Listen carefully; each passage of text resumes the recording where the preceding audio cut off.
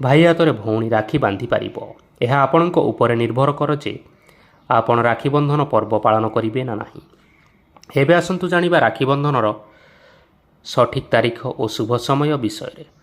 ରାକ୍ଷୀ ପୂର୍ଣ୍ଣିମା ପବିତ୍ର ଶ୍ରାବଣ ମାସ ପୂର୍ଣ୍ଣିମା ତିଥିରେ ପାଳନ କରାଯାଇଥାଏ। ଏହି ଦିନ ଭଉଣୀମାନେ ଭାଇର ଦୀର୍ଘ ଆୟୁଷ ଏବଂ ସୁଖ ସମୃଦ୍ଧିର କାମନା କରିବା ପାଇଁ ଭାଇ ହାତରେ ରାକ୍ଷୀ ବାନ୍ଧିଥାନ୍ତି।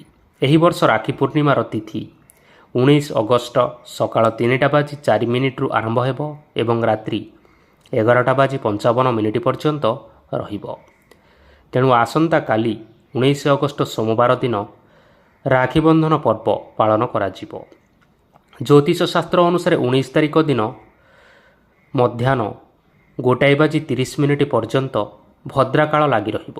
ତେଣୁ ମାନ୍ୟତା ଅନୁସାରେ ଭଦ୍ରାକାଳରେ ମାଙ୍ଗଳିକ କାର୍ଯ୍ୟ ଯେମିତିକି ବିବାହ,